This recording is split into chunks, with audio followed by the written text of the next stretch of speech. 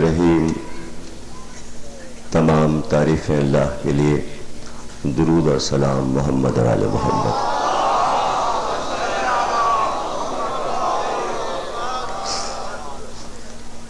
چودہ سو 27 ہجری کے عشرہ ثانی کی 10ویں تقریر خیل سادات میں آپ حضرات سماعت فرما رہے ہیں. گویا 20 دن پورے ہوئے عزا کے اس عزا خانے میں.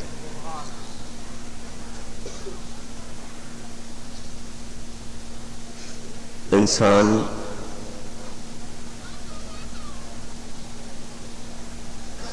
اللہ کی نظر میں بڑا مکرم بنایا گیا، اور یہ کہہ کر بنایا کہ ہم اشرف بنا رہے ہیں. اور یہ شرف آدم کی وجہ سے انسان کو ملا، اور آدم کو یہ شرف خاتم کی وجہ سے ملا، اور خاتم کو یہ شرف آل محمد کی وجہ سے. اس لیے کہ حدیث قدسی یہ ہے کہ اگر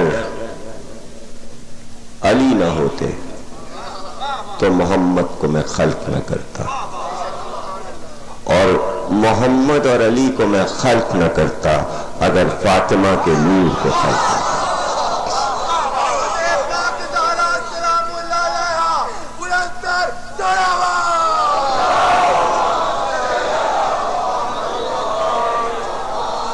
یہ باتیں فوراً سمجھ میں نہیں آتی، اور یہ معرفت کی باتیں ہیں، اور چونکہ معرفت کی باتیں عوام نہیں سمجھ پاتے، اس لیے آج کے دور میں زیادہ تر خطیب اور علماء وہ باتیں پڑھتے ہی نہیں، اور ضرورت بھی نہیں ہے. اس لیے کہ سب کو عارف بنانے کی کیا ضرورت ہے؟ ساری دنیا اگر عارف ہو گئی ہوتی تو 1,24,000 انبیاء کاہے کو بھیجے جاتے؟ 1,24,000 انبیاء آنے کا مطلب یہ تھا کہ یہ دنیا ہمیشہ کافرستان رہی. مومنوں میں تھوڑی انبیاء بھیجے گئے، کافروں میں بھیجے گئے. بھائی اتنے ہلکے کیسے آپ پڑ گئے؟ اس کے معنی بعض باتیں آپ کے سمجھ میں نہیں آتی. پھر سے سنیے مجھے، انبیاء کیوں بھیجے گئے؟ کافروں کو مسلمان بنانے کے لیے. 1,24,000 بھیجے گئے، اور جتنی بار بھیجے گئے کافروں میں بھیجے گئے. نہیں، داد نہیں ملے گی مجھے اس بات کی داد نہیں ملے گی. اچھا چلیے میں یوں کہتا ہوں، نہیں میں پھر یوں کہتا ہوں، آپ داد دیجئے گا. 1,24,000 انبیاء پکے مومنوں میں بھیجے گئے، اور ساری دنیا مومن تھی، مومن ہے، مومن رہے گی. آج تک روئے زمین پر آدم سے لے کر خاتم تک کوئی کافر پیدا ہی نہیں ہوا.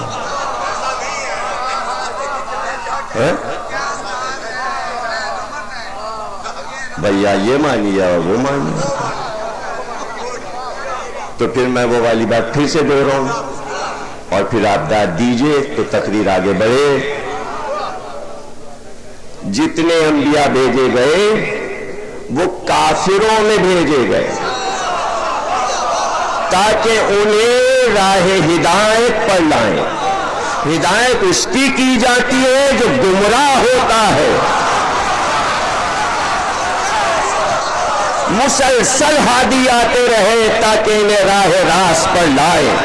اشرف بنا کر بھیجا تھا مگر بھیجتے ہی سب گمراہ ہو گئے. گمراہ ہو گئے، سب گمراہ ہو گئے. لیکن کیا خاتم کے آنے کے بعد گمراہی ختم ہو گئی؟ ختم ہو گئی. ایسے تھوڑی آپ مانیں گے. میں نے کہا قرآن شروع ہی یہاں سے ہوا. کہاں سے شروع ہوا؟ سورہ الحمد. غیر المغضوب علیہم ولا الضالین. دو طرح کے گروہ قیامت تک خاتم کے بعد بھی روئے زمین پر باقی ہیں. ایک گروہ وہ ہے جس پر اللہ کا غضب نازل ہو رہا ہے. ایک وہ گروہ ہے جو ظالمین یعنی گمراہ ہیں. تو جہاں گمراہ ابھی تک باقی ہیں تو کیا اللہ نے ہدایت کا راستہ نہیں رکھا ہوگا؟ اب انبیاء نہیں آئیں گے اس لیے ذکر حسین کو رکھا. ذکر حسین نبی ہے. یہی ہدایت ہے, یہی ہادی ہے. یعنی اللہ ایک سلسلے کو رکھتا ہے, اخلاقی سلسلہ باقی رہے. بھئی یہ ہے ذکر حسین, اور یہیں سے یہ راستہ بتایا جاتا ہے. انسان اکڑے گا, انسان ناز کرے گا. کفر کا پیکر ہے, کفر کا لباس پہنے ہیں, اکڑ رہا. کس کے سامنے اکڑ رہا ہے؟ اپنے معبود کے سامنے اکڑ رہا. ہم نے تجھے بنایا ہے اور تو اکڑ رہا ہے. اب کیسے اس اکڑ کو نکالتا؟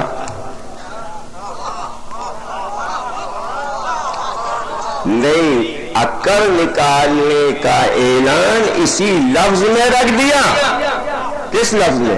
ہم تمہیں اشرف المخلوقات بنا رہے. انسان یہ سمجھا ہی نہیں کہ کہا کیا اس نے. یعنی پہلے بہت سی مخلوقات بنا لی, جمادات و نباتات و حیوانات و درند پرند چرند, ان میں بنا کے کا علم تو اشرف.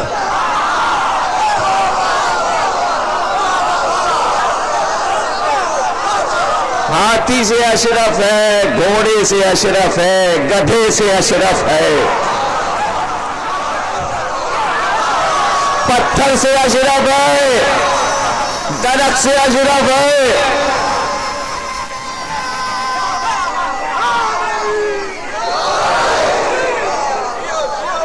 اور پھر فلسفے میں کہہ دیا حیوان ناطق ہے. کیا لقب ملا ہے تو جانور مگر تو بولنے والا جانور. لطف ہے, لطف ہے. حیوان ناطق, انسان کو کہہ دیا حیوان ناطق. ایک تو جانور کو کہہ دیتا گونگا انسان.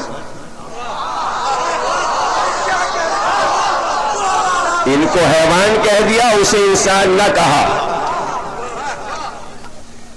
آپ ذرا دیکھیے تو اب حیوان کا لقب اشرف پائے تو اس میں افضل کون ہے, حیوان یا انسان؟ اور تیری اکڑ نکل جائے. آخری کتاب, اب اس کے بعد کوئی کتاب نہ آئے, انسان کے لیے کتاب بھیجی جائے. کتاب انسان کے لیے, اور شدت کے ساتھ اس کتاب میں حیوانوں کا ذکر. یہ عقل نکالی, یہ عقل نکالی. اب شروع سے پڑھتے چلے جائیے کتاب کلام پاک. 5ویں سورے تک پہنچے, سورہ انعام. انعام کے معنی ہے جانور. جتنے قسمیں تھیں جانوروں کی سب سورہ انعام میں بیان کر. سورہ ہی پورا جانور جانور. تمہاری بھیڑ بکریاں, تمہارے اونٹ, تمہارے بیل, تمہاری گائے. یہ تو میں نے 5ویں سورے کی بات کی. قرآن شروع ہی ہوتا ہے جانور سے, سورہ بقرہ.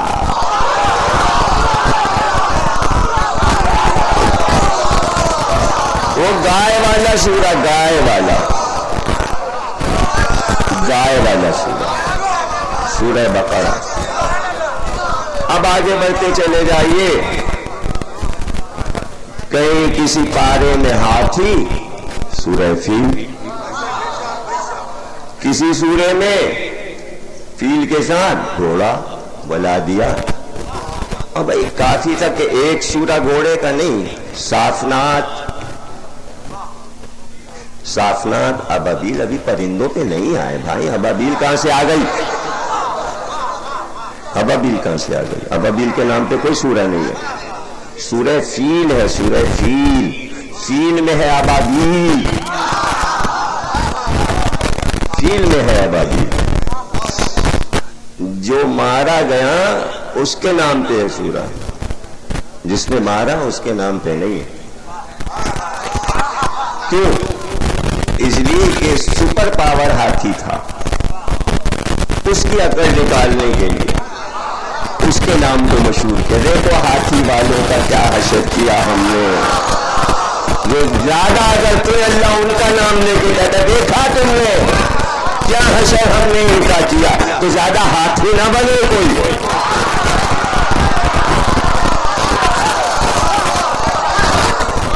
اور دوسروں کو ابابیل نہ سمجھے. اور یہ طے ہے کہ ابابیل سے ہاتھی مارا جاتا ہے، ابابیل کی چھوٹی سی کنکری سے.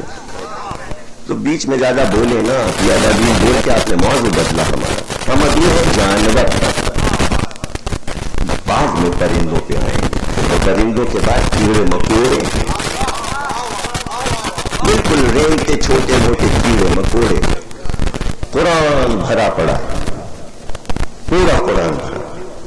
بقرہ سے بات شروع ہوئی اور پھر جو ذکر کیا، کبھی گائے کا ذکر ہے، کبھی بھیڑیے کا ذکر ہے، گھوڑوں کا ذکر ہے، گدھے کا ذکر ہے. پھر بولے دیکھو حیدر عباس کتے کا بھی ہے. 18ویں سورہ کہتے ہیں ایسا لگ رہا ہے آج سب پوری مجلس تیار کر کے آئے ہیں، پڑھنے نہیں دیں گے مجھے مجلس. تو اگر آپ اتنے تیار ہیں تو پھر یہ کیجئے کہ بولنے سے زیادہ داد دیجئے. تو کوئی جانور ایسا نہیں ہے، نام گنوانے کی ضرورت نہیں ہے، سب قرآن میں، سب کا ذکر قرآن میں ہے. اس کے بعد پرندوں کا ذکر شروع کیا، پرندوں کا ذکر شروع کیا. پرندوں کا ذکر کافی تھا، اب شروع کیا عنکبوت مکڑی، نمل چیونٹی، نحل شہد کی مکھی. جو قابل ذکر نہیں تھے ان کے نام تو سورے رکھ دیے. کہاں گئی ان کی عقل؟ جو فاتح تھے، جو اسلام کے محسن تھے، اور یہ تھا اور وہ تھا، ان کے نام کے سورے کیوں نہ اتار دیے؟ یہ مکڑی چونٹی اور کیڑے مکوڑوں کے نام پہ کیوں اتارا؟ ان کی تعریفیں کر دیتا، ان کے نام پر سورے اتار دیتا. اس کی نظر میں چونٹی اہم ہے، اس کی نظر میں وہ مکڑی اہم ہے کہ جو جالا لگا کے اس کے حبیب کا پردہ کر رہی ہے. جو انسان پردہ کھول رہا اس کا کیا ذکر ہوگا؟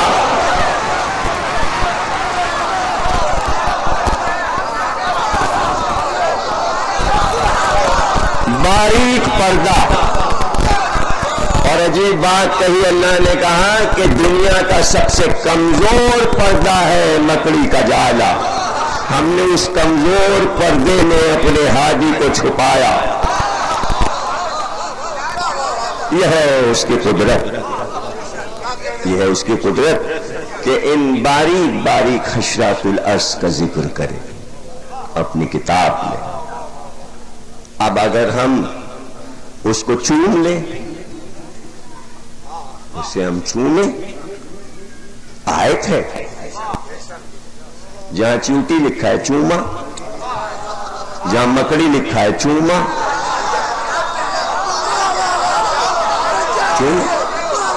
مکڑی کو چوما، شہد کی مکھی کو چوما.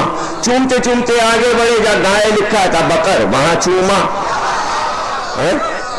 جہاں گھوڑا لکھا تھا وہاں چوما. ارے ابھی آگے منزل آ رہی ہے، سورہ کہف میں کتا لکھا ہے.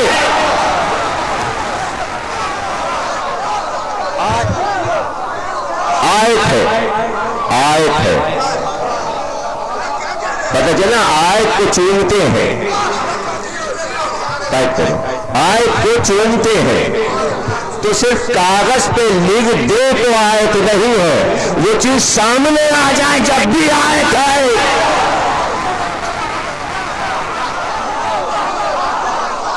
اور آیت کب بنتی ہے کوئی شے؟ 2000 گھوڑے گھوم رہے ہیں، نہیں چومیں گے۔ آیت بنتی ہے نسبت سے، آیت اللہ کی نشانی، اللہ کی نشانی، اللہ نے اسے نشانی بنائی تو انسان کو اشرف بنایا اور حیوانوں کو اپنی نشانی۔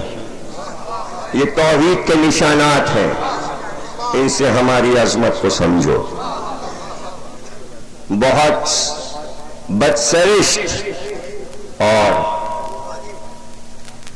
ضدی قوم تھی بنی اسرائیل، آئے دن جھگڑے فساد، اس کو مار دیا، اس کو قتل کر دیا، یہاں قتل ہو گیا، اس گلی میں قتل ہو گیا۔ یہی ذکر ہے سورہ بقرہ میں۔ بیچارہ ایک مارا گیا، سارے قبیلے والے بگڑ گئے، ناراض ہو گئے۔ اور دیکھیے یہ میں آپ کو بتا دوں، یہ ساری چیزیں میں پڑھ گیا ہوں 18 برس پہلے بھی یہاں لاہور میں، جنہوں نے نہیں سنا بھول گئے، اور کراچی میں بھی پڑھا۔ اب ماشاءاللہ سی ڈی اور کمپیوٹر اور یہ ساری چیزیں اتنی عام ہو گئی ہیں کہ گلی گلی میں اب ہماری چیزیں لوگ پڑھ رہے ہیں۔ ہم کو یہ نہیں پتا کہ کیا کیا پڑھا جا چکا، ہم کو نہیں پتا۔ یہ ہماری ایک مجبوری ہے کہ ہم یہ نہیں پتہ لگا سکے کہ کدھر کدھر بتا تبرک۔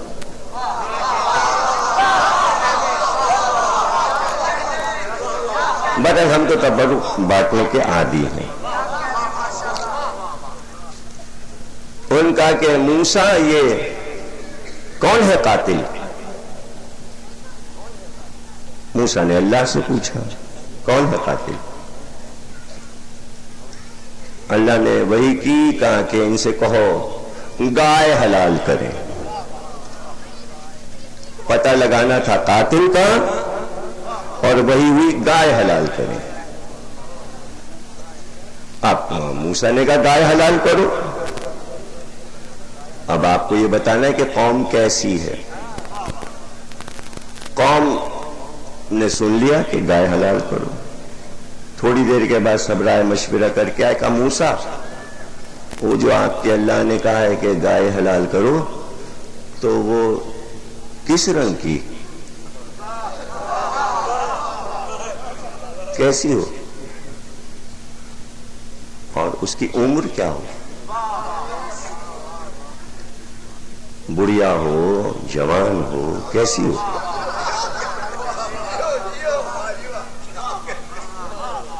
تو اب یہ بار بار سوال کرتے اللہ نے پوری ڈیٹیل بھیجی جو سورہ بقرہ میں۔ کھلتا ہوا زرد رنگ ہو، کھلتا ہوا، ایک تو ہوتا ہے ڈم اندھا رنگ، ایک ہوتا ہے کھلتا ہوا اور کھلتا ہوا۔ کھلتا ہوا زرد رنگ ہو،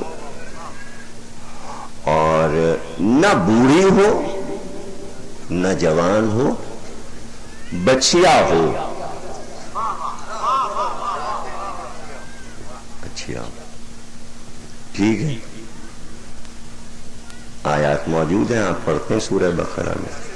قوم نکلی ڈھونڈنے، اب جیسا اللہ نے کہا تھا، گاؤں گاؤں جگہ جگہ جگہ جگہ زرد گائے، کھلتا رنگ، اس کی عمر بھی سب دیکھ رہے ہیں، نہیں مل رہی۔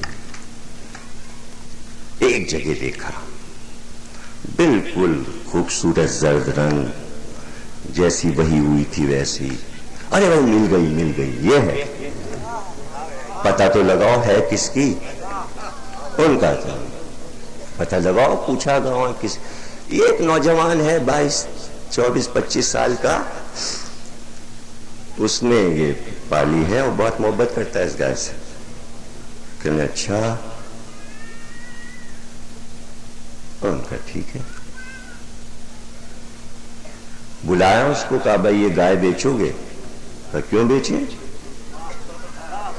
کرے تمہیں ابھی تک پتہ ہی نہیں, قوم پہ وحی ہوئی ہے, حضرت موسیٰ نے بتایا ہے, نبی نے بتایا ہے, جب تک یہ حلال نہیں ہوگی ان کا زبردستی حلال ہوگی.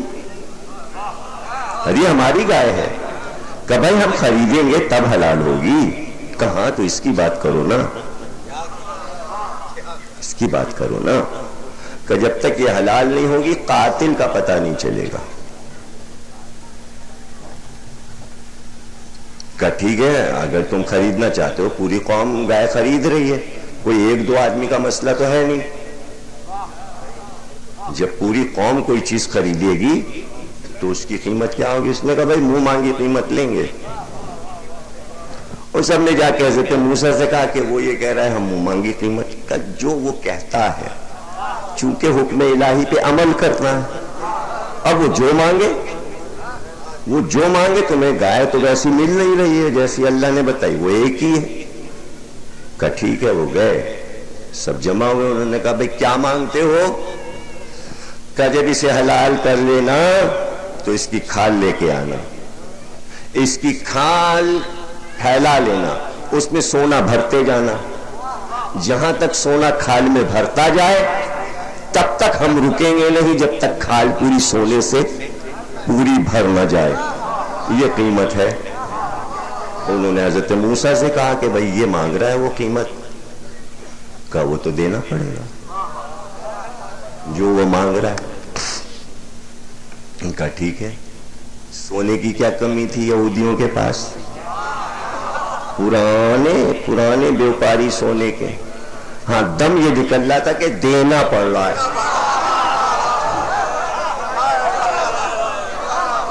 اور وہ بھی ایک آدمی کو. دیکھیے قوم کا کام تو ہے ہر ایک سے لینا, اور جب قوم کو دینا پڑے عوام کے کسی آدمی کو تو قیامت کا وقت ہوتا ہے. یعنی سب کا مال جا رہا ہے ایک طرف. ان کا ٹھیک ہے ہمیں منظور ہے. وہ جناب گائے لے آئے, انہوں نے کہا اسے حلال کرو. گائے حلال ہوئی. کا حلال کیا؟ ہاں. اس کا ایک ٹکڑا لو گوشت کا, اور لے کے وہ جو مقتول ہے اس کے اوپر وہ گائے کے گوشت کا ٹکڑا مارو.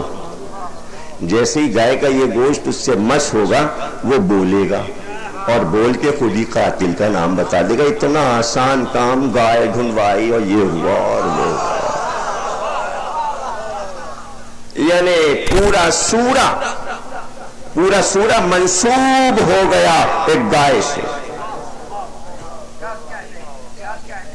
کہ قرآن کا سب سے طویل سورہ بقرہ, جو کسی کو یاد ہی نہیں ہوتا.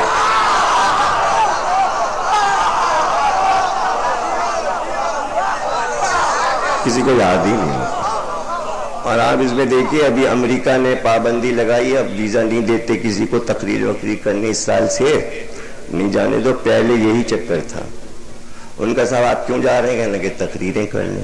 تو کہتے تھے ہم ویزا آپ کو دے دیں گے, سورہ بقرہ سنا دیجئے. یہ امریکن ایمبیسی والے کرتے ہیں. ان کا نہیں یاد, کہنا ہم ویزا نہیں دیں. حالانکہ اب وہ سورہ بقرہ کی شرط بھی ختم ہو گئی. اب کہہ رہے ہیں ہم دیتے ہی نہیں, ہمارے یہاں جائیے نہیں, تقریریں یہیں کیجئے, ہم یہیں پیمنٹ کر دیں گے, ہمارے یہاں نہ جائیے. تو سورہ بقرہ کس کو یاد ہوتی ہے؟ سورہ طوال یعنی طویل ترین سورے جو ہیں وہ طوال کہلاتے ہیں. یعنی سورہ بقرہ ہے, سورہ نساء ہے, سورہ مائدہ ہے, سورہ انعام ہے. یہ سب طویل ترین سورے, اور اس میں سب سے طویل سورہ, اور وہ طویل سورہ ایک گائے کے نام ہے. ایک گائے کے نام کا. وہ چلیے ٹھیک ہے, قاتل کا نام پتہ چل گیا. اب رہ گیا مسئلہ, کھال لو, سونا بھرو اور اس کو جا کے دے دو. سورہ ختم ہو گیا, لوگوں نے پڑھ لیا.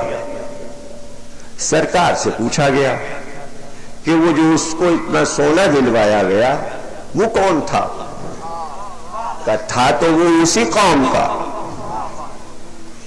تھا، وہ اسی قوم کا، لیکن قدرت نے اس کو جو یہ دولت دلوائی وہ اس کے عمل کی وجہ سے دلوائی۔ اصحاب نے سرکار سے پوچھا کیا عمل تھا اس کا؟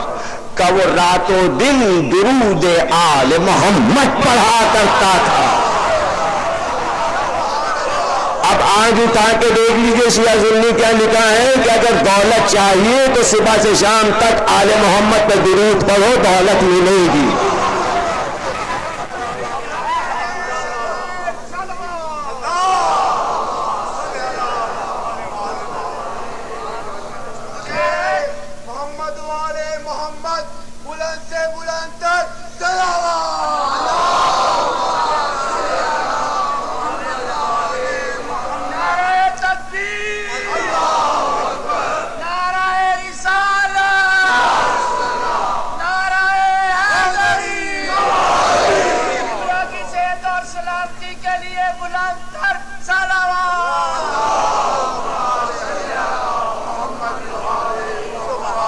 لیکن منزل یقین بھی تو ہو، یقین نہیں تو تسبیح پڑھتے رہیے، معرفت نہیں تو پڑھتے رہیے۔ اسی لیے مجلس میں بار بار کہتے ہیں ہر عمل قبول ہو جائے گا، پہلے معرفت حاصل کر لیجیے۔ اور معرفت یہ نہیں کہ زبانی ہم نے کہہ دیا یہ لیجیے معرفت، ایسے نہیں ہوتی معرفت۔ معرفت کی منزلیں ہوتی ہیں۔ جب معرفت کا کورس شروع ہوتا ہے تو پہلی بات آپ کو بتا دوں کہ جب انسان عارف بننے لگتا ہے، اور عارف بننے کی ترکیب بھی آپ کو پہلے بتا دوں، عارف بننے کی ترکیب یہ ہے کہ جس سے توسل ہو جائے، معصوم میں سے جس سے ایک سے بھی توسل ہو جائے، اس کی شرط یہ ہے کہ 24 گھنٹے میں ایک بار بھی اس کو بھولے نہ۔ کر سکتا ہے کوئی؟ کر سکتا ہے کوئی؟ تو پھر عارف کیسے بن سکتا ہے؟ اگر یہ شرط پوری کر دے کہ 24 گھنٹے میں ایک لمحے کے لیے بھی اس کو نہیں بھولے گا، سفر کر رہا ہے، چل رہا ہے، جا رہا ہے، اکیلے میں ہے، تنہائی میں، علی علی علی علی علی، زبان سے نہیں کہہ رہا ہے، دل کہہ رہا ہے علی علی علی علی علی علی۔ 40 دن نہیں گزریں گے، 40 دن نہیں گزریں گے کہ محسوس کرے گا کوئی کبھی ادھر چل رہا ہے، کوئی کبھی ادھر چل رہا ہے، ہر ایک کے سمجھ میں نہیں آئے گا، ہر ایک نہیں سمجھ سکتا۔ اگر سمجھ لے تو عارف بن جائے۔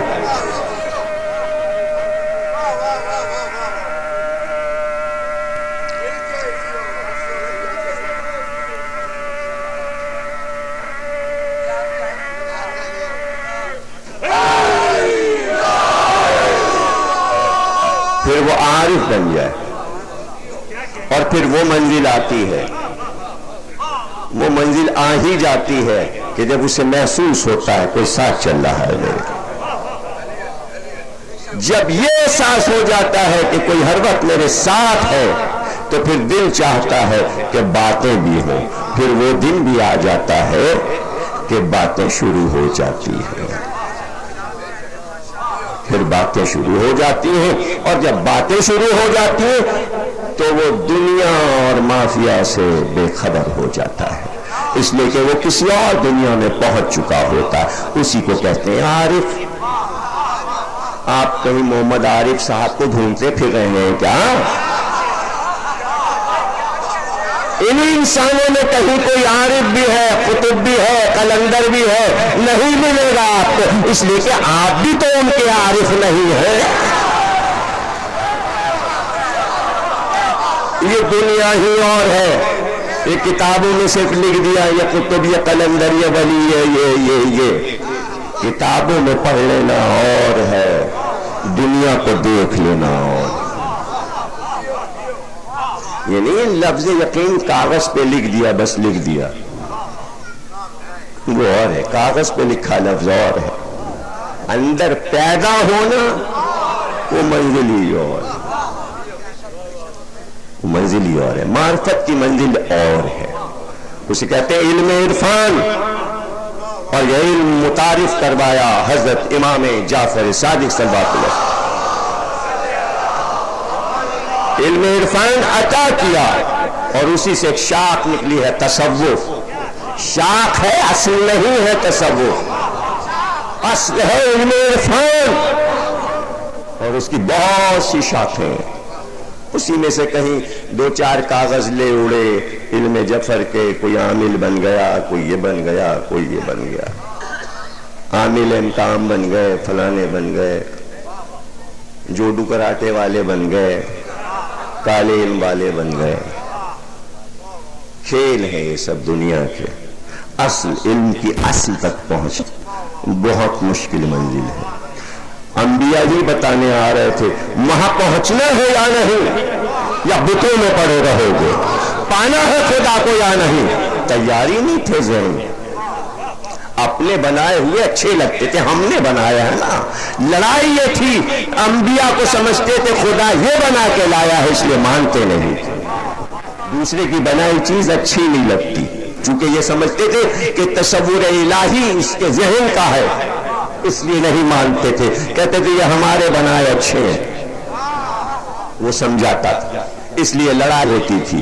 اچھا اگر تم اپنے خدا کی باتیں زیادہ کرتے ہو، اپنے خدا سے یہ کہو، اپنے خدا سے یہ کہو، یہ کر کے دکھائے، یہ کر کے دکھائے، یہ دکھائے، یہ کر، اور دکھائے چلا جا رہا ہے، یہ ہے یہ ہے یہ، مگر کمال یہ ہے کہ ان بھی پلٹ کے ان سے نہیں کہتا، تم خدا سے کہو یہ دکھاؤ، یہ دکھاؤ، یہی سے سمجھ لیتے، یہی سے سمجھ لیتے۔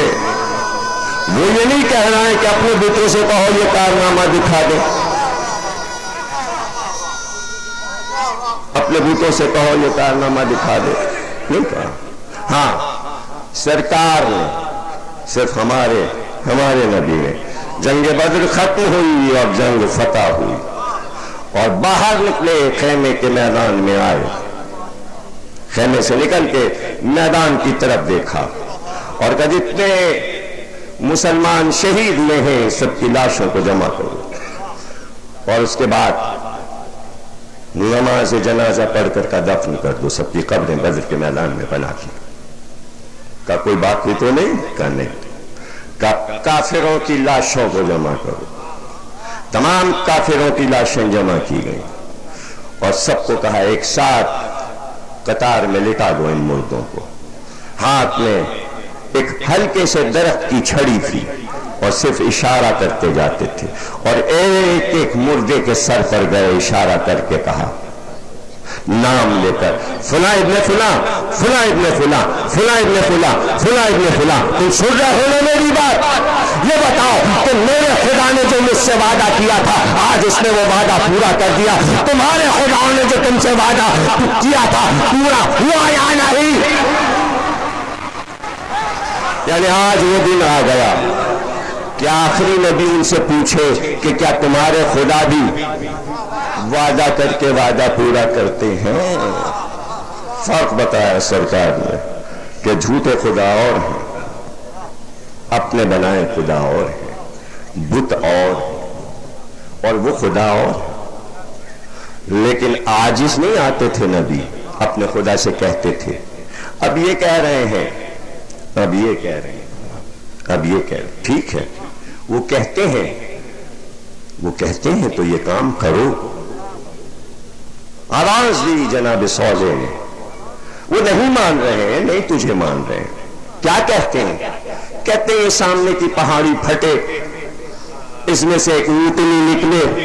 موضوع نہیں بدلے گا، آپ چپ بیٹھو یا سو جاؤ، مجھے اپنا موضوع پورا کرنا ہے۔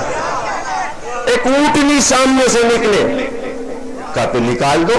کہ نہیں، شرط یہ لگا رہے ہیں کہ اونٹنی نکلے، دودھ دیتی اونٹنی نکلے، اس کے ساتھ اس کا چھوٹا بچہ بھی ہو جو دودھ پیتا ہو۔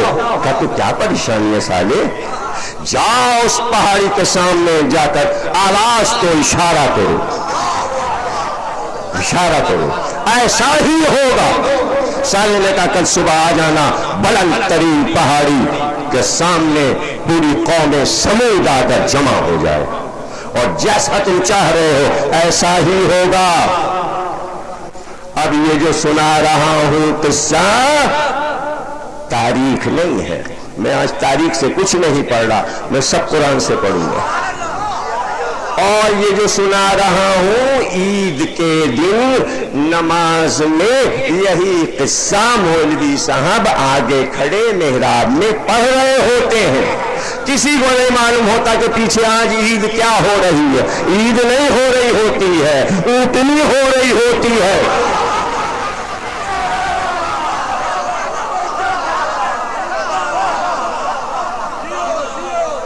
والفجر وليال عشر والشفع والوتر،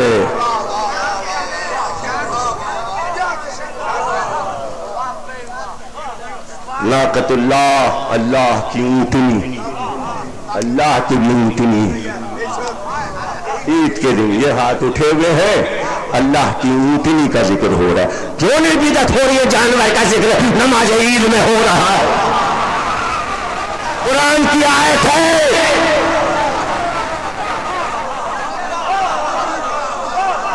اس دن کے لیے انسان کو یہ سب کچھ بتایا، پڑھایا، سکھایا اور قرآن نے اتارا کہ جانوروں کو دیکھ کر اگر کہیں نسبت ہو جائے، خبردار اگر بدعت کہا تو کفر ہو جائے گا۔ کرو عید کی نماز کے دن یہ سورہ پڑھو اور یہ قصہ پڑھو کہ ہوا کیا ہوا۔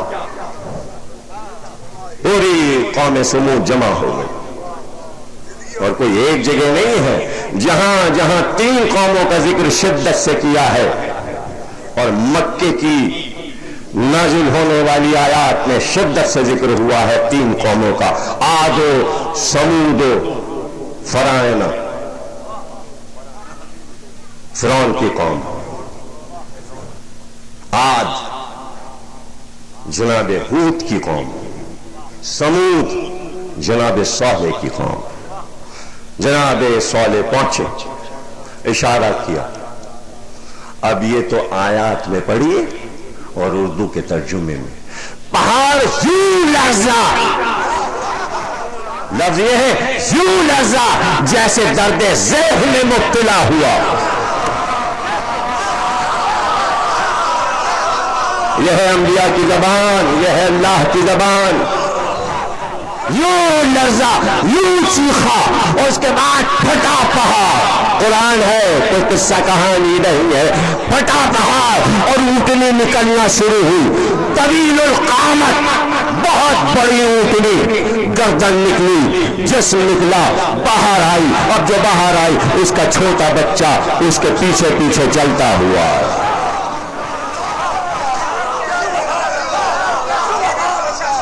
اونٹنی آئی، آپ بہت اچھی طرح سن رہے ہیں ماشاءاللہ، خدا آپ کو نظر ہے، بس مجلس اسی طرح سننا چاہیے۔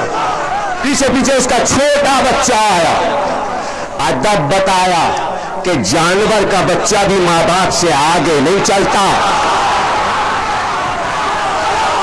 وہ اونٹ کا بچہ ہو، گھوڑے کا بچہ ہو، ہاتھی کا بچہ ہو، انسان بزرگوں سے آگے نہ چلنا۔ نہیں ابھی مزہ نہیں آیا، باپ سے آگے نہ چلنا، کہ میری امت کا باپ علی ہے۔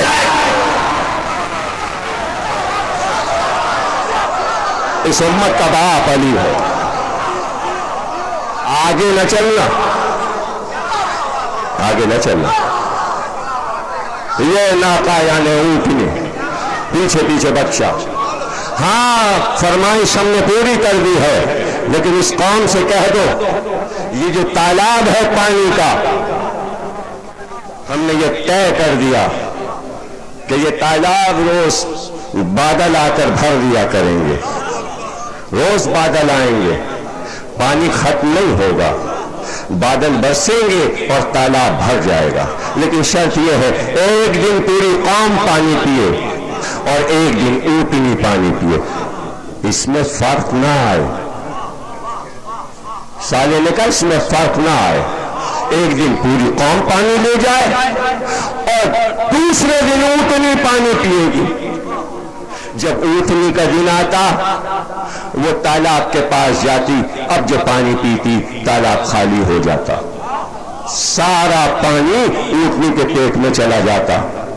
تالاب سے پتا چلا کہ اونٹنی کتنی بڑی تھی، کتنی طویل قامت اونٹنی تھی، اور اس کا کوئی کام ہی نہیں، پورے صحرا میں چرتی پھر رہی ہے وادی میں، پیچھے پیچھے بچہ، آگے آگے اونٹنی۔ جب پانی کی ضرورت ہوئی، جس دن انسان پیتے تھے اس دن اونٹنی پانی کی طرف بھی نہیں دیکھتی تھی، لیکن جس دن اونٹنی پیتی تھی یہ نظیری نظریں قوم کی دیکھا کرتی تھی، ہائے پانی پیے جا رہی ہے، ہائے ہمارا حصہ تھی۔ یہ انسان ہے وہ حیوان ہے۔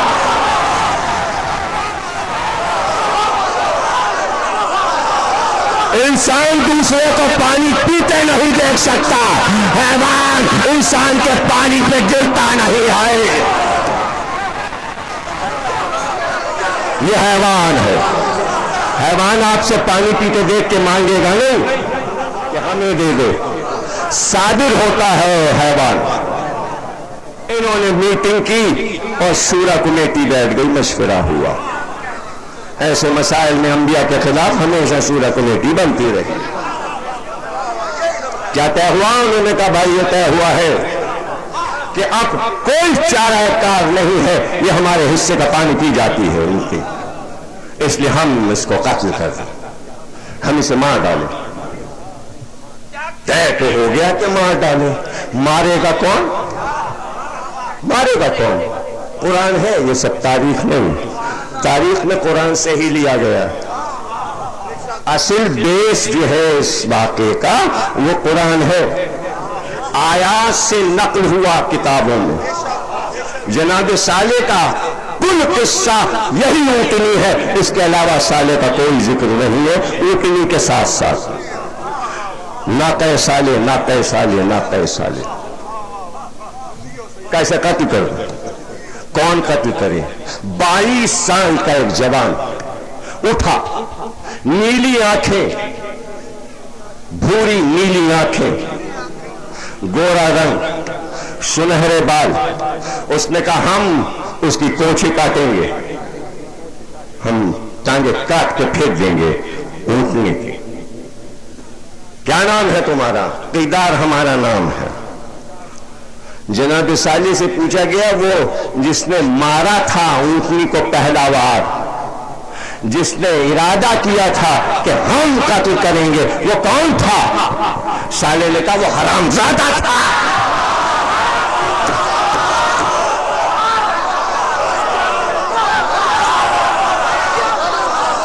اس کی نسل خراب تھی، اس نے ارادہ کیا، اس نے کہا پہلا وار ہم کریں گے اور پھر پوری قوم اس پر وار کرے۔ ایسا ہی ہوا، قیدار نے پہلا وار کیا اور پھر پوری قوم نے اونٹنی کو مارنا شروع کیا۔ جیسے ہی اونٹنی گری ذبح ہو کر، جیسے ہی گری ذبح ہو کر، ویسے ہی اونٹنی کے بچے نے منہ پھیلا آسمان کی طرف اور چیخ ماری۔ جیسے ہی بچہ چیخا پہاڑیاں لرزی، زلزلہ آیا، پتھر برسے، قوم غرق ہو گئی، قوم غرق ہو گئی اور بچہ دوڑا اس پہاڑی کی طرف۔ پہاڑی نے اپنی گود کھولی اور بچے کو اپنی گود میں چھپا لیا۔ قصہ ختم ہو گیا، قصہ ختم ہو گیا۔ مارا اونٹنی کو، قوم پوری ہوئی تباہ، اس لیے کہ ناقہ اللہ مشہور ناقہ صالح ہے، نہیں سمجھ گئے آپ؟ مشہور ناقہ صالح ہے۔ قرآن میں کہا ہے ناقۃ اللہ، یعنی نبی کا جانور، اللہ کا جانور ہے۔ ذوالجناح محمد کا گھوڑا تھا، حسین کے پاس تھا، ذوالجناح اللہ کا ہے۔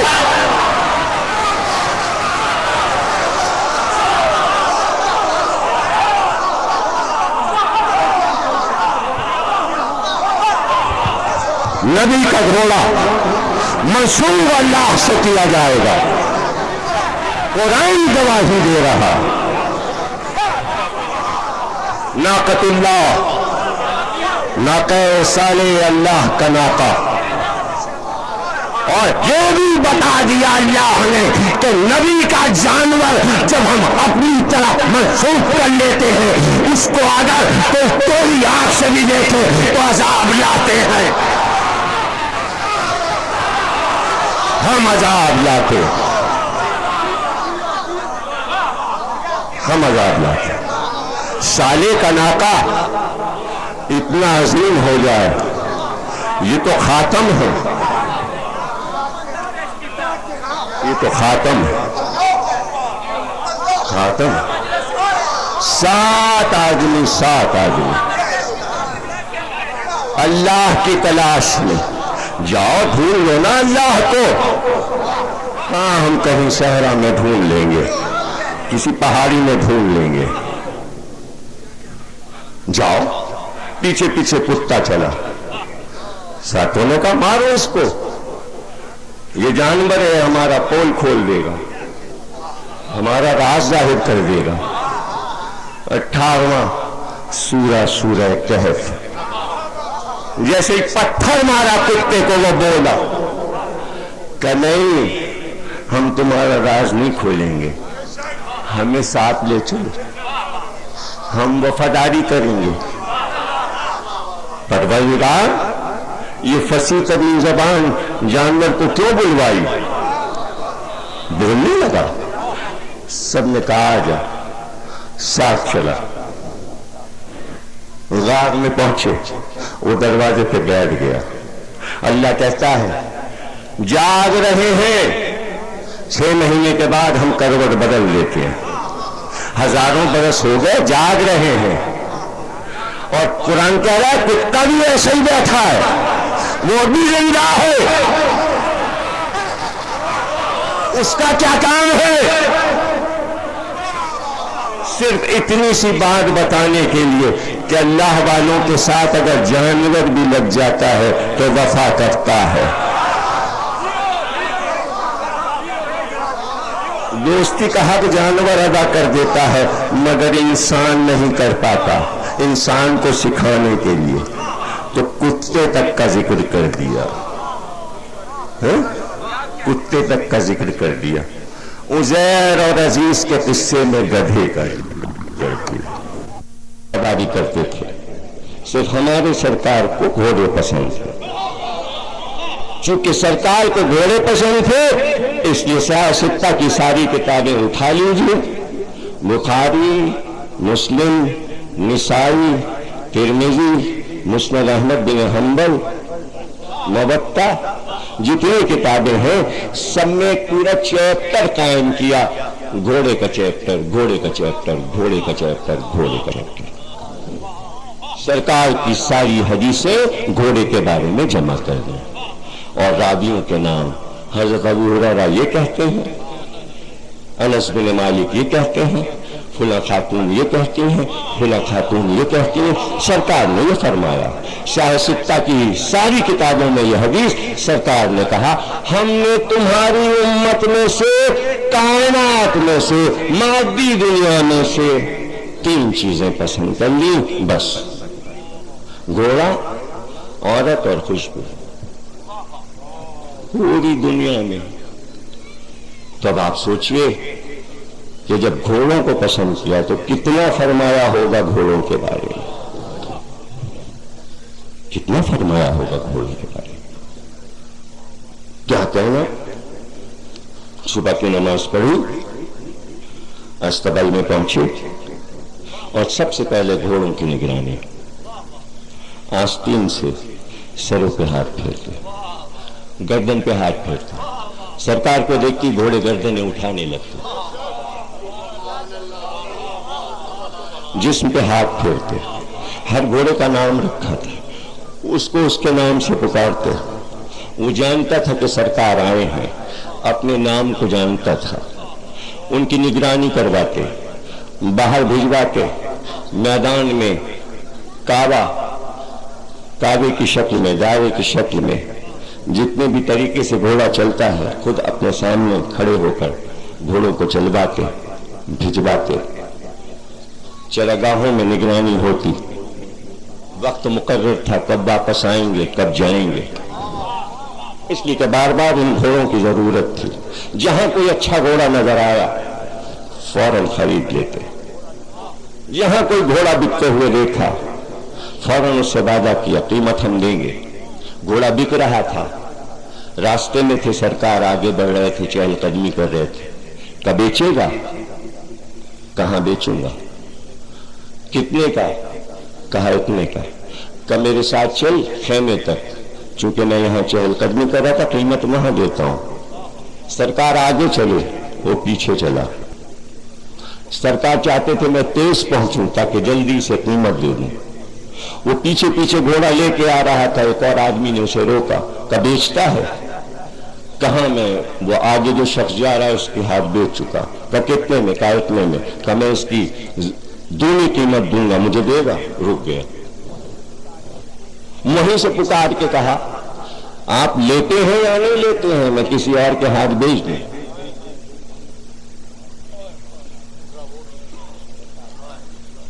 सरकार वापस हुई, तब मेरे हाथ तो बेच चुका, कहा आपने कीमत कहां दी, अब चूंकि दूनी कीमत में फंसा हुआ, कहा आपने तो नहीं खरीदा, आपसे तो सौदा नहीं हुआ।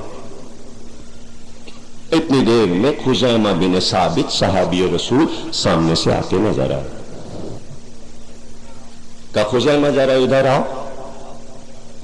खुजैमा ने कहा जी फरमाइए। कहा मैंने इससे कीमत तय की थी, ये मुर्तजिज बिक रहा है, अभी नाम नहीं रखा गया, अब आएगा, यादगार बना दिया इसकी खरीदारी को। कहा कि खुजैमा इससे गुफ्तगू हो चुकी थी, मैंने कहा कि कीमत चल के वहां देता हूं, खैर नहीं, इसने दूसरे से सौदा कर लिया, अब ये कहता है मैंने खरीदा ही नहीं। खुजैमा ने कहा सरकार मैं गवाही देता हूं कि आप इसे खरीद चुके, ये आपकी खरीद है। लोगों ने कहा खुजैमा तुमने कैसे गवाही दे दी, तुमने तो सौदा होते देखा ही नहीं। कहा जब ये दिल लेके आया था तो गवाह कहां मांगा था, ये तो सच्चा नबी है, झूठ बोलता ही रहे, इसलिए हम गवाही देते हैं। सरकार ने अवार्ड दिया खुजैमा को जुल शहादतैन, यानी खुजैमा की एक गवाही दो गवाहियों के बराबर। एक जानवर खरीदा जाए तो उसकी गवाही पर एक सहाबी को डबल एवार्ड मिल जाए। जब इस घर के जानवर से सहाबा को यह अजमत मिलती है तो बच्चों से कितनी अजमत मिलेगी। ये तो जानवर है, इसी को खरीदा, कीमत दी, का जो कीमत ये कहता है चलो वही हम तुझे दिए देते। घोड़ा पसंद आ गया, एक घोड़ा खरीदा, पसंद आया, उसका नाम लुहीफ रखा। एक घोड़ा खरीदा, उसका नाम अलवर्द रखा। ये नाम रखते घोड़े की सिफात को देखकर, वर्द अरबी में कहते हैं गुलाब के फूल को, चूंकि जब वो दौड़ता था तो लगता था फूल खिल रहा है, तो उसे अलवर्द कहा।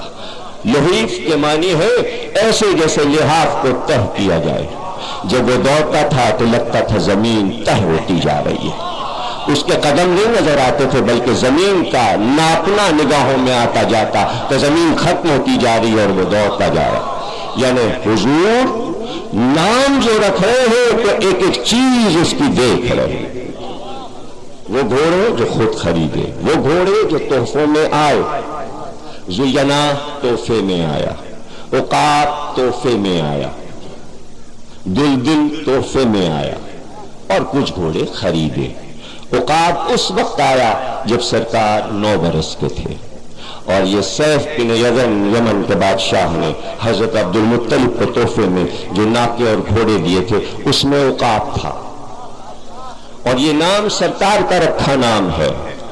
और उसने ये कहकर ये तोहफे दिए थे कि एक नबी आने वाला है, اور وہ آپ کی نسل میں آئے گا۔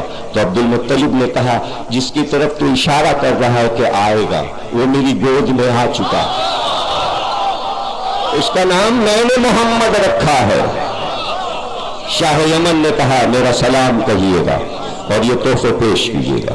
جس وقت عبد المطلب یہ تحفے لے کر آئے اور عقاب کی لجام کو غلام نے پکڑا، سرکار برآمد ہوئے، 9 برس کی عمر تھی، دوڑتے ہی جا کے عقاب کے لجام کو تھاما۔ جیسے ہی لجام کو تھاما اور ارادہ کیا کہ عقاب میں قدم رکھ کے سوار ہو جائیں، عقاب نے بولنا شروع کیا کہ پہلے انسان آپ ہوں گے جو میری پشت پہ بیٹھیں گے، اور میری نسل ابراہیم کے گھوڑے سے اب تک چلی آ رہی ہے، میں نے آپ کے انتظار میں اپنے پشت پر کسی کو بیٹھنے نہیں دیا۔ سرکار اس پر بیٹھے، بیٹھنے کے بعد جب اسے تاوا دیا اترے تو عبد المطلب نے کہا بیٹے کیا ذہن میں نام آتا ہے؟ کہ یہ تو ایسے چلتا ہے جیسے فضا میں عقاب پرواز کر رہا ہے، ہم نے اس کا نام عقاب رکھا۔ اب یہ طے ہو کہ وراثت میں کون سا گھوڑا کس کو جائے گا۔ عقاب کہہ رہے ہم نے کسی کو بیٹھنے نہیں دیا، یہ سوچ کر حسین نے علی اکبر کو دیا ہے عقاب کہ اسے محمد کی سواری پسند ہے، شبیہ محمد بیٹھیں گے تو خوش ہوگا۔ تو عقاب نے علی اکبر کو یہی سمجھا کہ میری پشت پر اب تک جیسے کہ شبیہ نبی ہے، یہ عقاب ہے، مرتجز عباس کے پاس ہے۔ ایک گھوڑا لیا تو اس کا نام میمون رکھا، یہ سبزہ تھا اور اس میں خصوصیت یہ تھی کہ جب میدان جنگ میں آتا تو مقابل کے گھوڑے پر اپنے آگے کے سموں کو اٹھا کے اس کے سر سے ٹکرا دیتا، بلند قامت ہو کے الگ ہو جاتا، لوگ دیکھتے رہ جاتے۔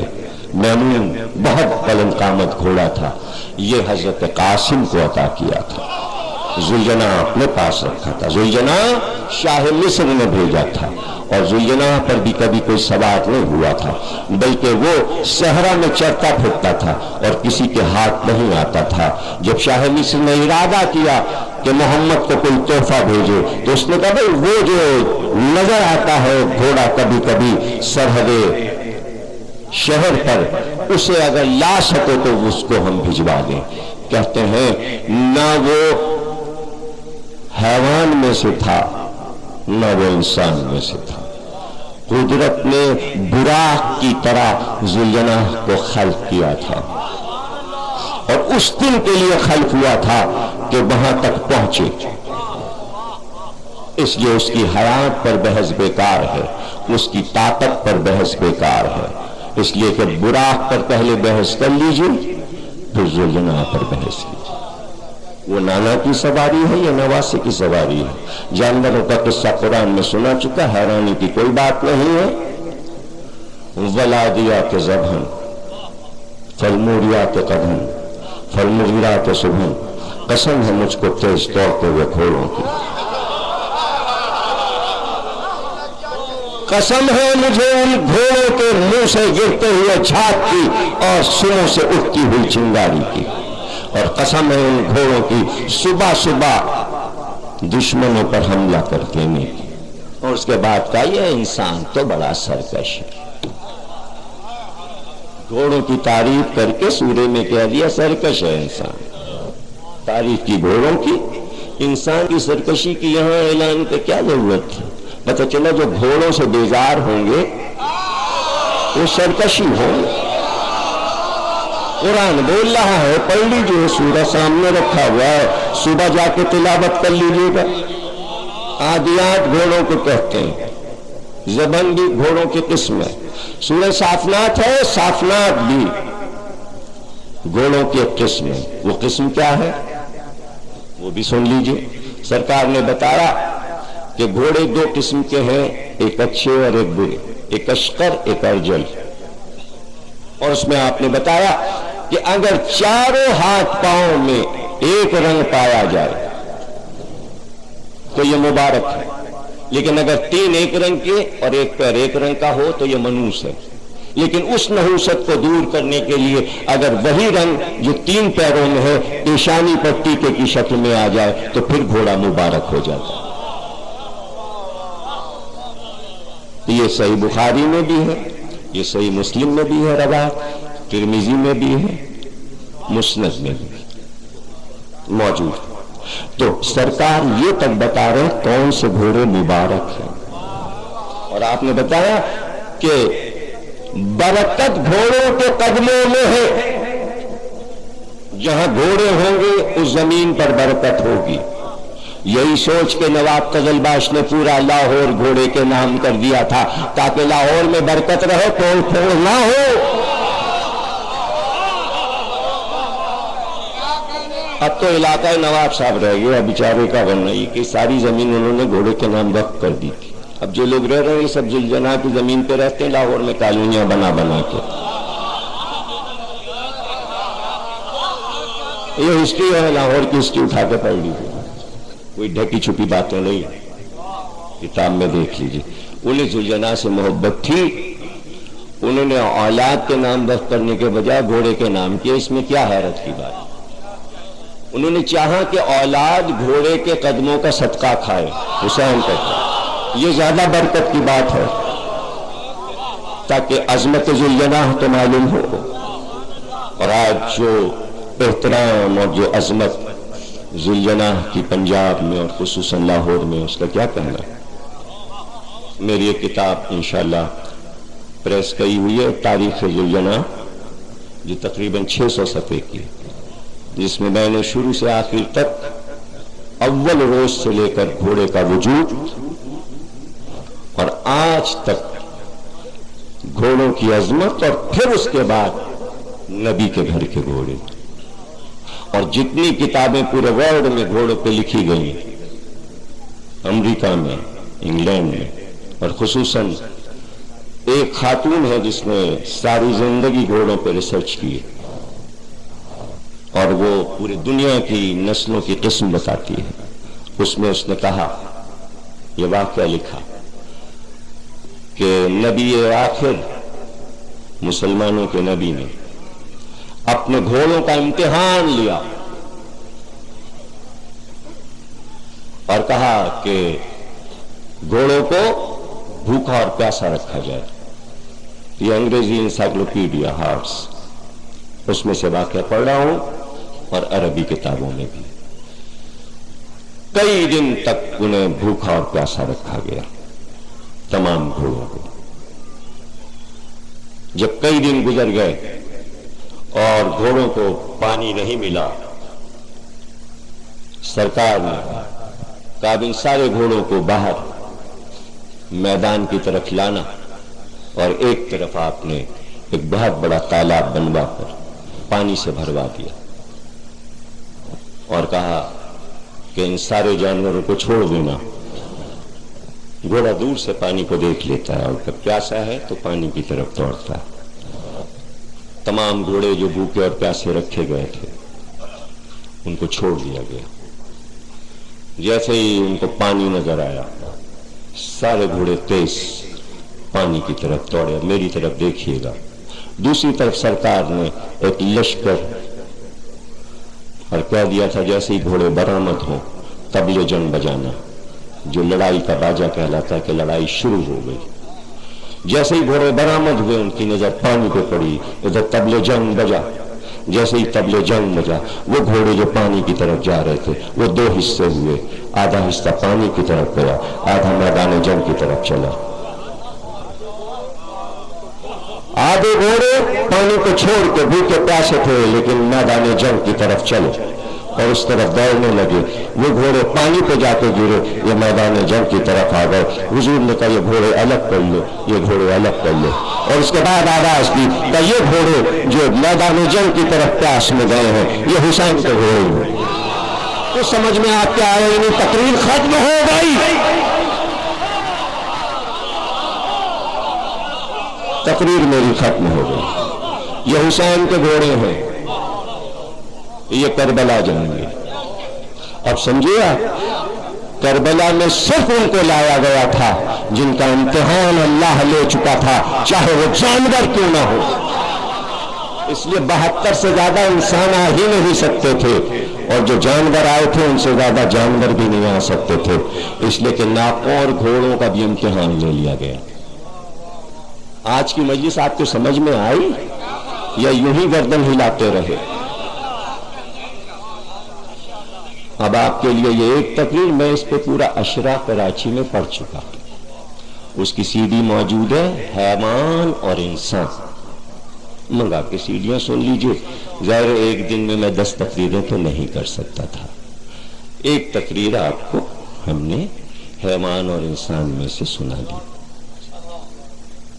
یہ تھے وہ جانور۔ جب ذوالجناح آیا تو حسین 5 یا 7 برس کے تھے۔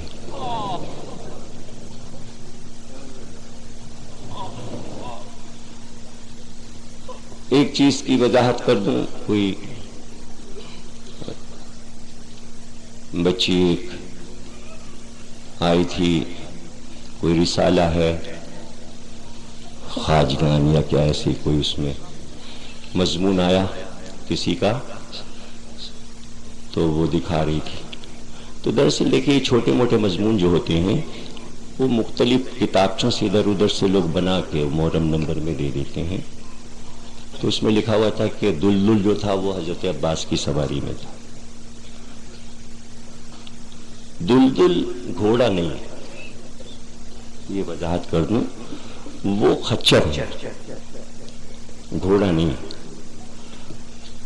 اور دلدل اس کا نام جنگ خیبر میں رکھا گیا، اس سے پہلے اس کا نام نہیں تھا۔ اور حضرت عباس چونکہ طویل القامت تھے، اس لیے دلدل پہ سواری کا کوئی سوال ہی نہیں پیدا ہوتا کہ عباس اس پہ بیٹھیں گے اتنے چھوٹے گھوڑے پہ، اس لیے کہ خچر چھوٹا ہوتا ہے۔ اس میں یہ بھی لکھ دیا انہوں نے کہ علی بھی دلدل سوار، عباس بھی دلدل سوار، ایسا نہیں ہے، بلکہ جس کتاب سے انہوں نے حوالہ لیا اس میں یہ لکھا ہے آغا مہدی صاحب نے کہ بعض لوگ یہ کہہ دیتے ہیں کہ عباس بھی دلدل سوار ہیں، شاعری میں ایسا نہیں ہے۔ انہوں نے تردید کی، انہوں نے اس تردید کی اور تائید کر دی۔ انہوں نے مزید یہ بتایا ہے کہ دلدل سوار صرف علی ہے، اور وہ بھی راز الہی ہے کہ دلدل جو آیا ہے وہ کبھی باندھا نہیں جاتا تھا، چرتا رہتا تھا، کبھی اس دروازے پہ پہنچا کبھی اس دروازے پہ، لوگ اسے کھلاتے رہتے تھے، خاطر کرتے رہتے۔ جب خیبر کے اوپر جانے لگے قلعے پر آپ، تو کہا کہ اس کو بھی لے چلو، اس خچر کو بھی ساتھ لے چلو، تو وہ ساتھ لے لیا گیا۔ دراصل میرے کانوں میں ہوا لگ رہی ہے اور مسلسل پسینہ آ رہا اور میں پریشان ہو رہا ہوں، ٹوپی اتارنا ضروری تھا اس لیے کہ میں مصائب پر آنے والا ہوں، اور بہت سخت پسینہ مجھے آ رہا ہے اور آج ہی بخار اترا ہے میرا، تو بہرحال اس قابل ہوا کہ آج ذرا اطمینان سے تقریر کرا۔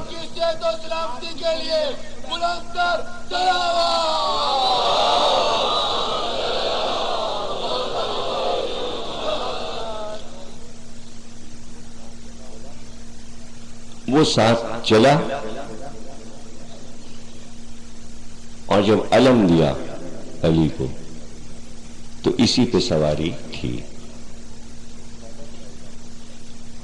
تو خیبر کا علاقہ چونکہ پہاڑی علاقہ تھا اور پہاڑی علاقے پر بلندی پر گھوڑا نہیں چل پاتا، گھوڑا پہاڑوں میں نہیں چل سکتا، اس لیے آپ نے دیکھا ہوگا پہاڑی علاقوں میں عام طور سے خچر استعمال کیے جاتے ہیں، گلگت میں، بلتستان میں اور تمام، اس لیے کہ وہ قدم جما لیتا ہے اور پہاڑی علاقوں پہ دوڑ سکتا ہے۔ اس لیے سرکار نے خیبر کی لڑائی میں اس کو لیا تھا، اور جیسے ہی مولا اس پہ تشریف فرما ہوئے اور یہ چلا اور اس نے دوڑنا شروع کی تو اتنا تیز اس نے اپنے پیروں کو پھیلا دیا کہ ایسا لگتا تھا اپنے شکم کو اس نے زمین سے چپکا دیا۔ تو عربی میں اگر جانور اپنے پیٹ کو دوڑتے میں زمین سے مس کر دے تو اسے کہتے ہیں دل دل. جب وہ لے کے دوڑا ہے مولا کائنات کو تو رسول اللہ کی نظر گئی تو لوگوں نے کہا کس طرح یہ دوڑ رہا ہے کہ اتنی تیز دوڑ رہا ہے کہ اس کا پیٹ زمین سے مس ہو رہا تھا. آپ نے کہا دل دل دل. اسی دن سے اس کا نام دلدل ہو گیا اور اس کے بعد پھر کسی نے اس پر سواری نہیں کی. وہ خیبر کے ہی لیے تھا. تو حضرت عباس کے لیے تو ایک وجیح ترین شاندار گھوڑا چاہیے تھا اور وہ مرتجس تھا جو سب سے زیادہ طویل القامت گھوڑوں میں تھا. تو اس پہ حضرت عباس سواری کرتے تھے. دلدل پہ نہیں بیٹھے کبھی حضرت عباس.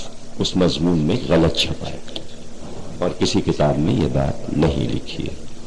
اور میں وضاحت کر چکا ہوں کئی مجلسوں میں کہ کتنے گھوڑے تھے اور کبھی اگر موقع ملا تو میں جتنے بھی گھوڑے ہیں سب کے نام لے لے کے یہ تک بتا دوں گا آپ کو کہ کس لڑائی میں مولا علی کس گھوڑے پہ بیٹھے. موقع نہیں ہے ورنہ ابھی ولادیات جو میں نے پڑھا تھا جس گھوڑے کو ولادیات کہا گیا ہے یہ مرتجز ہے. اور یہ وادی رمل میں جب یہ سورہ نازل ہوا ہے وادی یابس میں جو لڑائی ہوئی ہے اس کو جب فتح کیا ہے مولا علی نے تو مرتجز پہ تشریف فرما تھے. اور جب اس گھوڑے پر بیٹھ کر مولا علی فتح کر کے مدینے واپس آئے تو صبح کی نماز میں یہ سورہ ولادیات زبان اترا. اور تمام نماز پڑھنے والوں نے جماعت نے بعد میں پوچھا کہ آج آپ نے نئے سورے کی تلاوت کی تو کہاں ابھی جبریل لے کے نماز بھی یہ سورہ اترے. علی نے میدان فتح کر لیا اور وہ آ رہے ہیں اور ہم بحکم الہی علی کے استقبال کو آگے بڑھیں گے. تو ادھر سے رسول اللہ سب کو لے کے آگے بڑھے پورا مدینے کا مجمع اور ادھر سے علی آ رہے ہیں میدان کو فتح کر کے وادی رمل کو فتح کر کے اور سب کو قیدی بنا کر کافروں کو گرفتار کر کے. اس کو اس لڑائی کے 3 نام ہیں.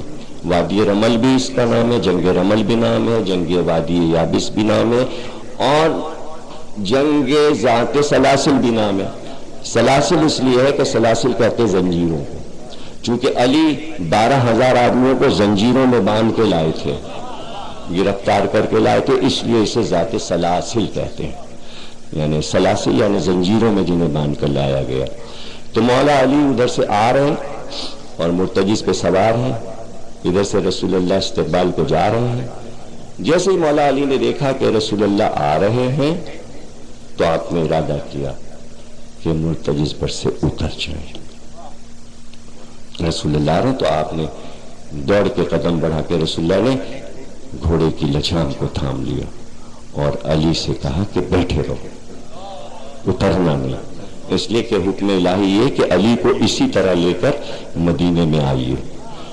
تو گھوڑے کی لجام کو پکڑے ہوئے رسول اللہ آگے آگے چلے, علی گھوڑے پہ بیٹھے ہوئے. اب منظر کیا ہے, گھوڑے پہ علی بیٹھے ہیں, گھوڑے کو لے کے رسول چل رہے ہیں, پورا جلوس اس کے پیچھے چل رہا ہے, سوار بھی ہے سواری بھی ہے اور ایک آدمی گھوڑے کو لے کے چل رہا ہے وہ ہے نبی. اور اس طرح مدینے میں داخل ہو رہے ہیں. اب پڑھ کے آ رہے ہیں, پڑھ یہ رہے ہیں, کہتے جا رہے ہیں یا علی آج میں تمہاری وہ فضیلتیں بیان کرتا کہ جو اب تک نہیں بیان کی. ذرا یہ حدیث تو دیکھیے جس میں کچھ بھی نہیں بیان ہوا.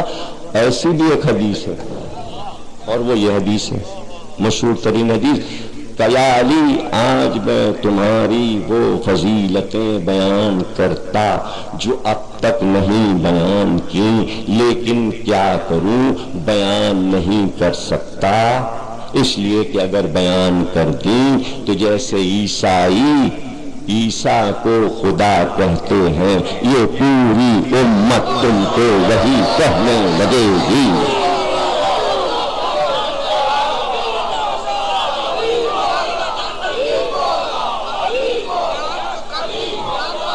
جی بیان کر دی, بیان کر دی.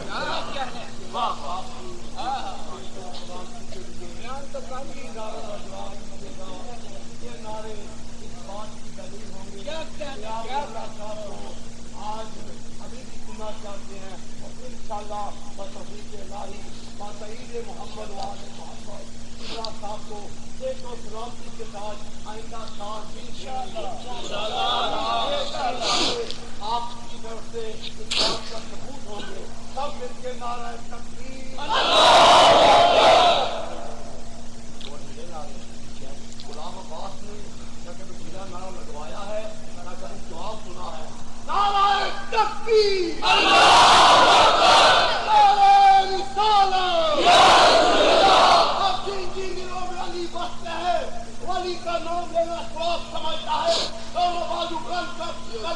اپنی اپنی آوازوں کو شاہ نجف کی بارگاہ میں پہنچاتے ہوئے میر کا نعرہ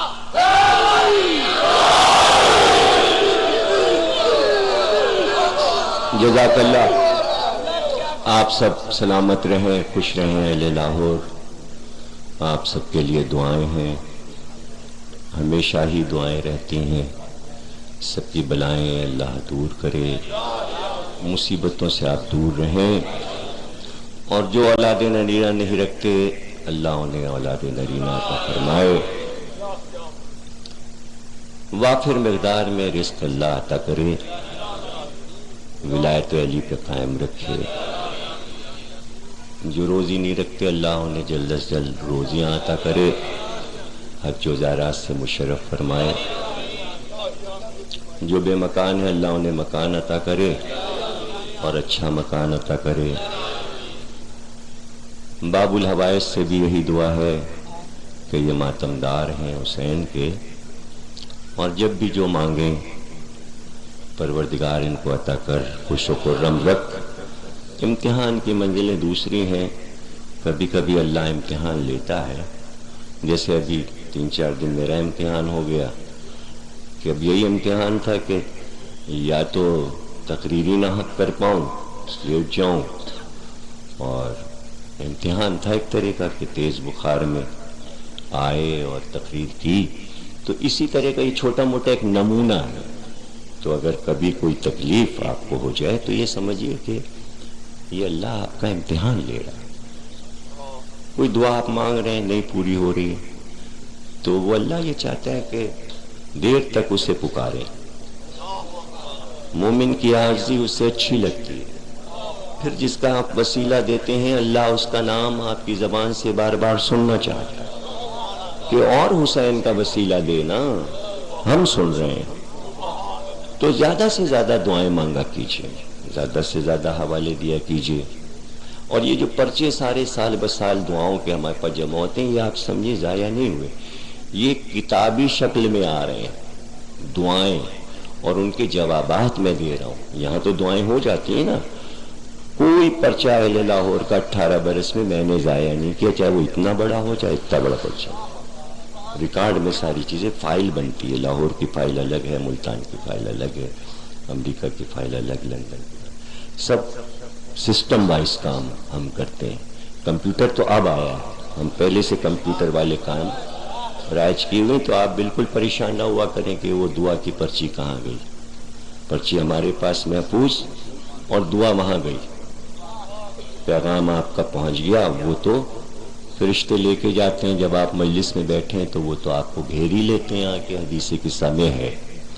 تو آج کی آخری مجلس میں ہم سب کے لیے دعا کراتے ہیں, اور یہ دعا ہم نے کرا دی. اب ظاہر ہے کہ مساعد کے بعد تو سواری ابھی برآمد ہوگی, اس لیے دعا کا موقع نہیں ہوگا. پھر ماتم شروع ہو جائے گا. سنگتیں آئی ہوئی ہیں اور آپ ماتم کریں گے فوراً ہی, جیسے کہ منتظر برآمد ہوگا. ابھی یہ ہمارے دونوں بھائی ہیں علی اور عابد, یہ دونوں ماشاءاللہ خدمت کرتے ہیں اس گھوڑے کی. اور ہم نے کہا اور متولی خیمہ سادات علی حیدر نے کہا تو وہ لے آئے, اور ابھی جب میں آیا تو گھوڑا سج رہا تھا. یہ دل کے ارمان ہوتے ہیں, اس پر کوئی دنیا نظر نہ ڈالے کہ یہ سجا ہوا گھوڑا کیوں ہوتا ہے. اس لیے کہ جو چیز لٹ جاتی ہے اس کو سجا ہوا دیکھنے کو دل چاہتا ہے. اور جہاں پہ میں نے تقریر چھوڑی تھی، جب تک محبت آپ کسی چیز سے پیدا نہیں کریں گے بات نہیں سمجھیں گے. پوری امت، پوری قوم کے نام میرا پیغام کہ اس نظر سے دیکھیں کہ یہاں پر میں تھا کہ رسول اللہ مسجد سے جو نکلے تو یہ دیکھا کہ 5-7 برس کے حسین ایک نظر کھڑے ہوئے غور سے ذوالجناح کو دیکھے جا رہے تھے. رسول اللہ نے ایک بار حسین کی نظر دیکھی اور پھر اس جانور کو دیکھا. چلتے ہوئے آئے اور حسین کو گود میں اٹھا لیا. پیار کر کے کہنے لگے حسین یہ کیسا لگتا ہے تمہیں؟ کہا نانا ہمیں یہ بہت اچھا لگتا ہے. کہا حسین اب یہ تمہارا ہو گیا، یہ تمہارا ہو گیا، تم ہی اس پہ بیٹھو گے. یہ کہہ کر حسین کو اس کی پشت پہ بٹھا دیا. کہتے ہیں جب پہلی بار کہیں پہ بھی تقریر رک جائے گی، اس لیے کہ اس کا ہر مقام ایسا ہے کہ سمجھیے کہ تقریر ختم ہو گئی، اس لیے کہ اس میں پڑھنے کی میرے میں مجال نہیں ہوتی. یہ مصائب ہیں عاشور کے دن کے، لیکن پڑھنا اس لیے پڑھ رہا ہے کہ 10ویں مجلس ہے اور ذوالجناح برآمد ہوگا، لیکن یہ میں عاشور کے علاوہ یہ سب پڑھتا نہیں ہوں. عاشور کے مصائب بار بار نہیں پڑھے جاتے، صرف عاشور کے دن پڑھے جاتے ہیں اور سارے نہیں پڑھ پاؤں گا. جیسے ہی اس نے محسوس کیا کہ حسین ہماری پشت پہ آ گئے، اس نے اپنی چال بدل لی، آہستہ آہستہ قدم اٹھانے شروع کیا. پشت پر حسین ہے، گویا جیسے بچے کو سنبھالے ہوئے. اب یہ بات میں آپ کو بتا دوں کہ ابھی میں پچھلے سال جب عشرہ پڑھنے آیا تھا تو یہاں سے ہمارے شیخ عمران صاحب ہیں اور ان کے والد شیخ صاحب سے بہت پہلے میں نے کہا ہوا تھا جب میں شروع میں لاہور آیا تھا کہ کبھی مجھے کوئی گھوڑا دیں. وہ پچھلے سال انہوں نے کہا کہ آپ گھوڑا دیکھیں. ہم نے 2 گھوڑے تھے ان کے پاس، تو بہرحال ایک گھوڑا ان کا جو تھا سخی بابا وہ انہوں نے ہمیں دیا، ہم لے گئے. 1 سال سے ہمارے پاس ہے وہ. تو میں اس کے عادات و اطوار کیا بتاؤں آپ کو کہ کتنا اس میں پیار ہے. لیکن ایک چیز میں آپ کو اس گھوڑے کی خصوصیت بتانا چاہتا ہوں جو میرے پاس ہے کراچی میں، یہیں سے لے گیا ہوں میں، کہ قائم رضا کی نگرانی میں وہ رہتا ہے. قائم رضا کا ایک بچہ 3 سال کا ہے، چھوٹا علی. جب اس کے ہاتھ میں قائم مہار دے دیتے ہیں، جتنا چاہے بڑوں کے ساتھ وہ شوخی کرے، چونکہ بچہ ہے ابھی 2.5-3 سال کا گھوڑا ہے، تو چھوٹے بچے میں شوخی ہوتی ہے. اپنی چال دکھاتا ہے، اچھلتا ہے، کودتا ہے، پیار کرنے کے لیے منہ بڑھاتا ہے. لیکن جیسے ہی بچہ اس کی لجام پکڑ کے چلتا ہے سڑک پر، ایسے چلتا ہے سر جھکا کے کہ میں آپ سے نہیں بتا سکتا. جب وہ بسکٹ کھلاتا ہے اس کو تو قدموں سے بالکل مل جاتا ہے. تو جب تک وہ بچہ کھڑا رہتا ہے اس کے سموں کے پاس وہ سم نہیں اٹھاتا. ایسا نہ ہو کہ میرے سم اس بچے کے پیروں پہ پڑ گئے. یہ ہم اپنے گھوڑے کا حال آپ کو بتا رہے ہیں جو ہم لاہور سے لے گئے. یہ شبیہ ہے اس کی، تو آج اس کا یہ عالم ہے کہ بچے کو پہچانتا ہے. اب اس کے بعد بھی کچھ پڑھنے کی ضرورت ہے. وہ اصل ذوالجناح تھا جس نے دیکھا کہ میری پشت پر حسین آ گئے.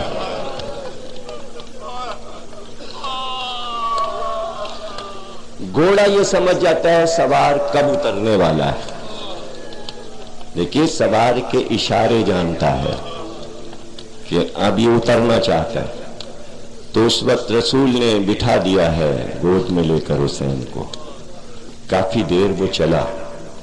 سب حضور کے ساتھی کھڑے دیکھ رہے ہیں حسین کی سواری.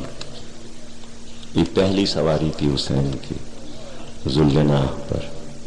اس نے محسوس کیا کہ حسین اترنا چاہتے، تو اس نے چاروں طرف نظر کی، میں کہاں پر رکوں اور کہاں پر حسین کو اتاروں. اور ایک بار اس نے کعبہ کیا، ٹہلا اور ٹہل کر مسجد نبوی کے چبوترے کے قریب گیا اور چبوترے کے قریب اس نے اپنی پشت کو چبوترے سے ملانا شروع کیا، آہستہ آہستہ چاروں گھٹنوں کو موڑنا شروع کیا اور اتنا آہستہ بیٹھا کہ حسین کو جنبش نہ ہو، اور آہستہ سے بیٹھ کر اس نے حسین کو چبوترے پہ اتار دیا۔ ذرا سا ہلکا سا بھی ہوا کا چھوکا بھی حسین کو نہیں لگنے دیا۔ رسول نے دوڑ کے حسین کو گود میں اٹھا لیا کہ جیسے کافی دیر سے ہم سے جدا تھے حسین۔ جیسے حسین کو رسول اللہ نے گود میں لیا، یہ جنا اٹھا اور فخر کے ساتھ رسول کی طرف دیکھنے لگا کہ ہم نے آپ کے بچے کو گرنے تو نہیں دیا یا رسول اللہ، یا رسول اللہ آپ نے دیکھا ہم نے بچے کو آپ کے حفاظت سے اتار دیا۔ گویا رسول کو اطمینان ہو گیا کہ گویا کبھی حسین کو گرائے گا نہیں، پہنچ چکا پہلی مجلس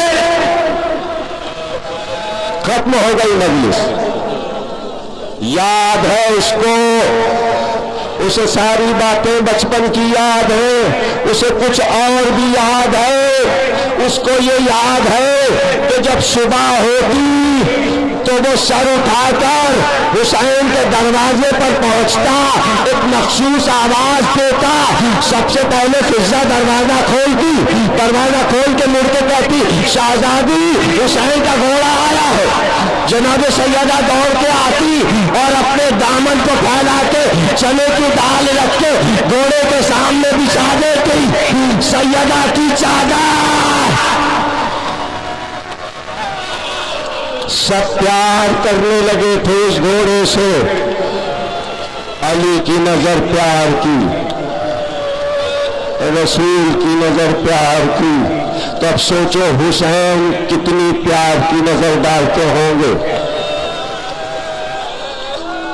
کتنی پیار کی نظر ڈالتے ہوں گے حسین اس کے اوپر، تو وہ خود حسین کو کتنا پیار کرتا ہوگا۔ تو بھائی گھوڑا حسین کی ماں کو بھی پہچانتا ہے، اس لیے کہ دروازے پہ آتا ہے، بی بی کی آواز سنتا ہے۔ سمجھ رہے ہو نا میری؟ بی بی کی آواز سنتا ہے نا، گھوڑا بی بی کی آواز پہچانتا ہے۔ اب تقریر کے صرف 3 یا 4 جملے رہ گئے، 3 یا 4 جملے رہ گئے اور اس کے بعد ماتم شروع ہو جائے گا۔ جیسے ہی حسین نے دونوں ہاتھ گھوڑے کی گردن میں ڈالے، گھوڑا سمجھ گیا اور کان میں آواز آئی، حسین کہہ رہے تھے یہاں رکنا جہاں اماں کی آواز آ رہی ہے۔ بس 2-4 جملے، یہاں چل کے رک جا جہاں میرے ماں کے رونے کی آواز آ رہی ہے، نشیر نے مجھے لے چل۔ اب یاد ہے نا بچپن کا منظر، جیسے ہی مقتل میں پہنچا چاروں طرف مڑ کے دیکھنا شروع کیا، حسین کو کہاں اتاروں؟ اگر میں یہاں اتار دوں تو جو تیر ہے جسم میں وہ پیوست ہو جائیں گے۔ ایک بار ایک ریت کے ٹیلے کے قریب پہنچا اور پہنچ کر چاہا کہ حسین کو اتارے۔ ایک بار زمین سے 2 ہاتھ نکلے، میرے لال آجا زہرا تجھے پکار رہی ہے، میرے حسین میری گود میں آجا۔ کیا حسین